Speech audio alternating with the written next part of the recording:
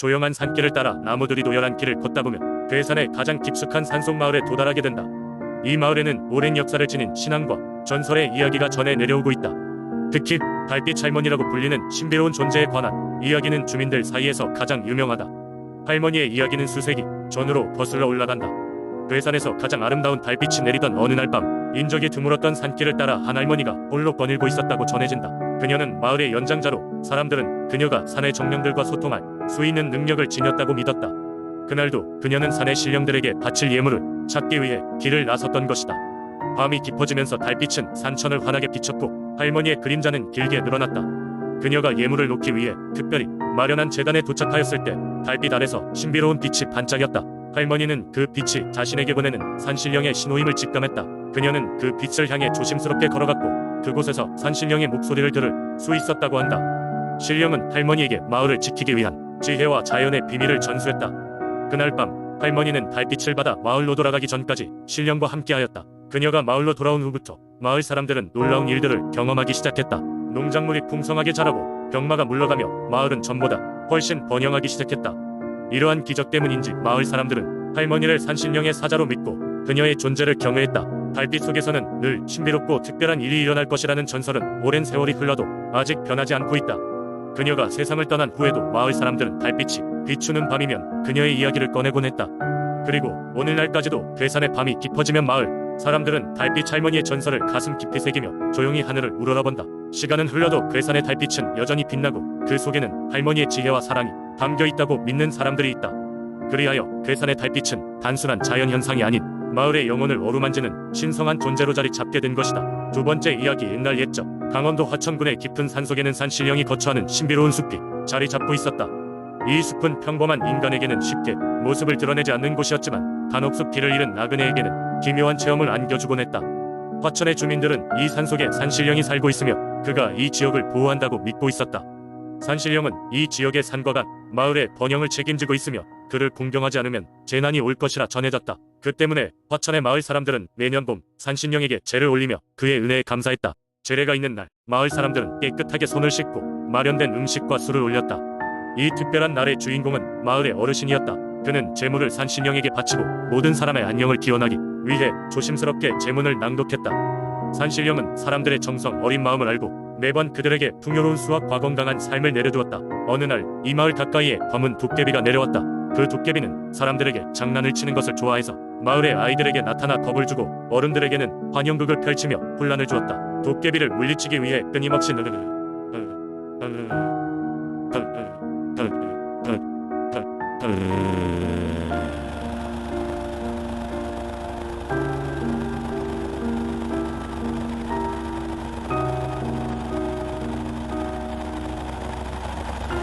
이때 마을 장로들은 산신령에게 계도움을 청하기로 결정했다. 그들이 산신령에게 간절히 기도하자 산신령은 노루의 모습으로 나타났다. 두려워 마라, 나에게 맡겨두어라 라고 말하며 숲속으로 사라졌다. 그날 밤 산신령은 도깨비를 찾아가 단판을 짓기로 했다.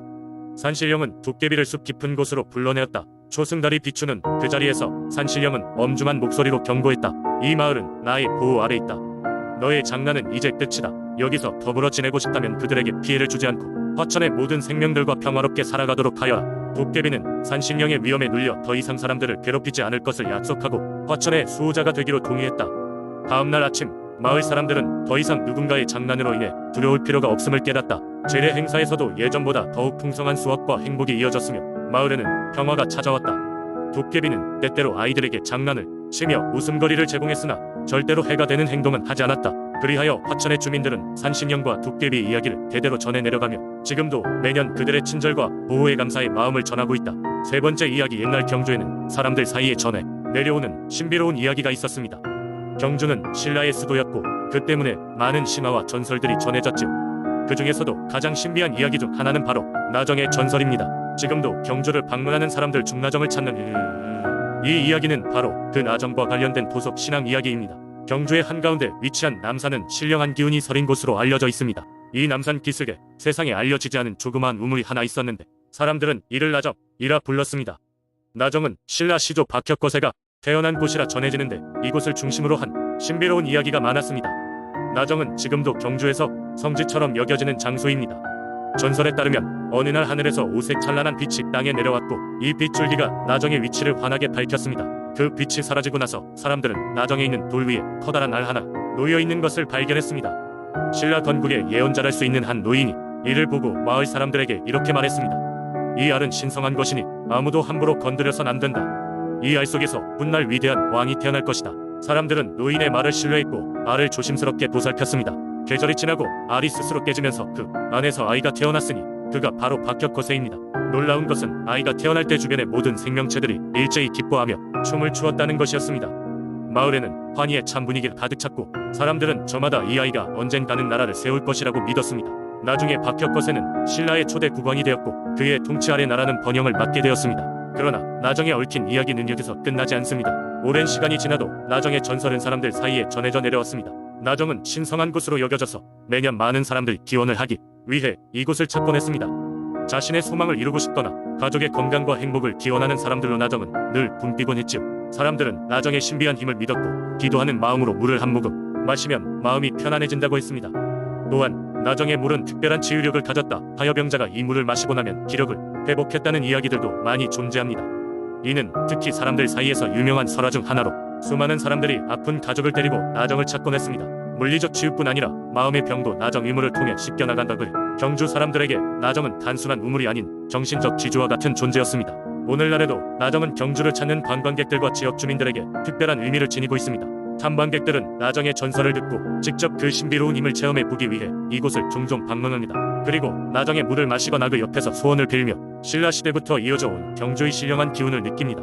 이렇게 나정은 단순한 전설 이상의 의미를 품고 있으며 경주 지역의 민속신앙과 삶의 일부분으로 자리잡고 있습니다. 나정에 얽힌 신비로운 이야기는 사람들에게 자연과 신에 대한 경외심을 심어주며 유구한 역사와 전통이 살아 숨쉬는 경주의 정신적 유산으로 남아있습니다. 네 번째 이야기. 옛날 옛적 태백산은 조선의 수많은 산들 중에서도 가장 신령스러운 산으로 알려져 있었습니다. 그 산의 정상에서부터 불어오는 바람은 신의 속삭임이라 불렸고 사람들은 그 산을 지킨 은수 신이 따로 있다고 믿었습니다. 마을 사람들은 매년 초봄 태백산 꼭대기에 올라가 신령에게 제사를 지냈습니다. 바람이 불 때마다 신령이 자신들의 이야기를 들어준다고 생각했기 때문입니다. 한 해 특히 강한 바람이 있었던 봄이 있었습니다. 바람은 너무나도 세차서 집에 기와를 날리고 밭에 곡식을 쓰러뜨릴 정도였습니다. 사람들은 두려움에 떨었고 이것이 곧 신령의 무용이라 여겼습니다. 그런 상황에서 한 젊은 처녀가 용기를 내어 태백산 꼭대기로 떠났습니다. 그녀의 이름은 아랑이었고 마을에서 누구보다도 바람을 사랑하는 사람이었습니다. 아랑은 산에 오르며 생각했습니다. 바람의 신령을 만나 그 뜻을 듣고 마을 사람들에게 어떻게 해야 하는지 알려주겠어. 긴 여행 끝에 아랑은 태백산 꼭대기에 올랐습니다. 그런데 그곳에서 그녀는 놀랍게도 은빛 머리를 가진 노인을 만났습니다. 노인은 온화한 미소로 말을 걸었습니다. 이곳까지 무엇을 하러 왔는가? 젊은 아가씨여. 아랑은 조심스레 대답했습니다. 저는 마을 사람들을 위해 바람의 신령의 뜻을 듣고자 왔습니다. 최근 너무 강한 바람이 불어 우리 마을이 큰 피해를 입고 있습니다. 노인은 잠시 눈을 감고는 천천히 입을 열었습니다. 그 바람은 아무런 악의를 지니지 않았단다. 그것은 자연 그 자체일 뿐 위협이 되기보단 우리에게 경고하는 것이지. 자연과의 균형을 깨뜨린 건울이 인간이었음을 잊지 말거라. 아랑은 노인의 말에 깊이 깨달았습니다. 그래서 그녀는 마을로 돌아가 사람들에게 자연을 소중히 여기고 산을 어지럽히지 말라는 신령의 뜻을 전했습니다. 그 후로 마을 사람들은 자연과 조화를 이루며 삶을 살아갔고 태백산의 바람도 더 이상 위협적이지 않고 부드럽게 불어왔습니다. 마을 사람들은 아랑의 용기와 지혜를 존경하며 그녀의 이야기를 다음 세대에 전했습니다. 그렇게 태백산과 그 산을 지키는 바람의 신령은 인간과 공존하며 서로를 지켜주는 관계를 지속해 나갔습니다. 아랑의 이야기는 아직도 태백산을 찾는 사람들에게 전해지며 자연과 인간의 조화로운 관계를 상기시키는 교훈이 되고 있습니다.